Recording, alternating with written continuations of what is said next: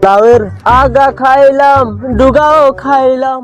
লাউ দিয়ে বানাইলাম ডুগডুগি, সাধের লাউ বানাইলাম মোরে দইরাগি, সাধের লাউ বানাইলাম মোরে দইরাগি।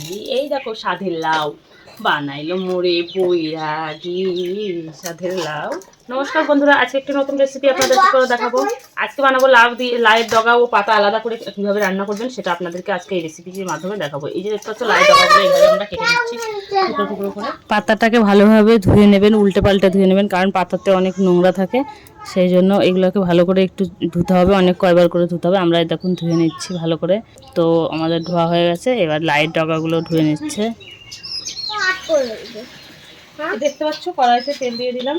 রান্না করবো আমি হচ্ছে লাই ডাঁটা। তো লাই ডাঁটার জন্য কড়াইতে তেল দিয়ে দিয়েছি। এবার একটুখানি পাঁচফোড়ন আমি কড়াইয়ের মধ্যে দিয়ে দিচ্ছি।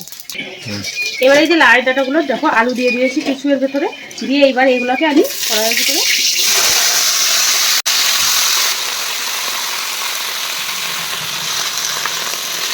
এগুলোকে একটু নাড়াচাড়া করে নেব।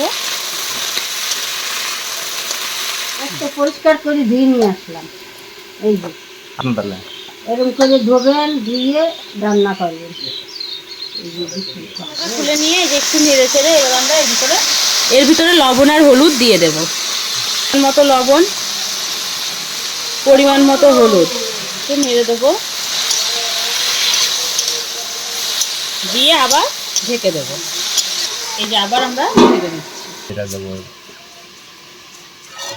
লঙ্কা, সর্ষে আর একটুখানি হলুদ দিয়ে দিচ্ছি এর ভেতরে, বেটে নেব।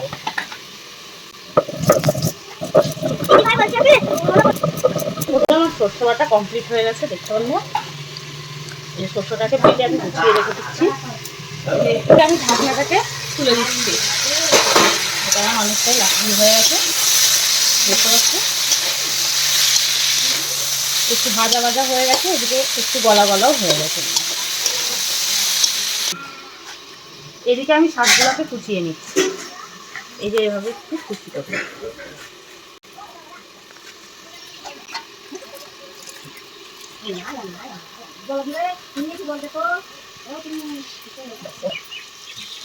দেখতে পাচ্ছি এবার সর্ষে বাটাটা দিয়ে দিলাম।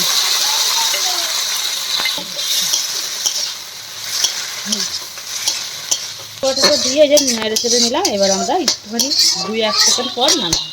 একটু তেল দিয়ে দিচ্ছি, একটু কালো জিরে দিয়ে দেবো তেলের উপরে। এবার এর মধ্যে লঙ্কা দিয়ে দিচ্ছি।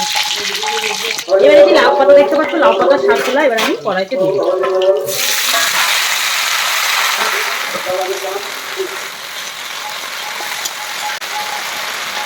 আর একটু লবণ এর ভেতরে দিয়ে দেবো।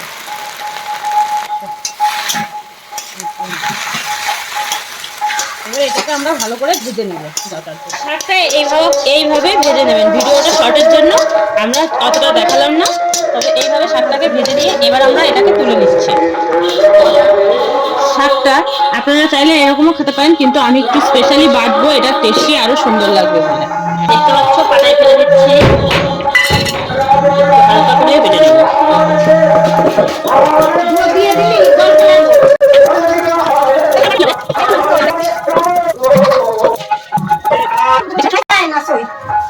দেখতে পাচ্ছ আমাদের এই যে লাউ পাতা বাটা হয়ে গেছে। এটা ভাত দিয়ে খেতে খুবই টেস্টি লাগে আর সুস্বাদু লাগে।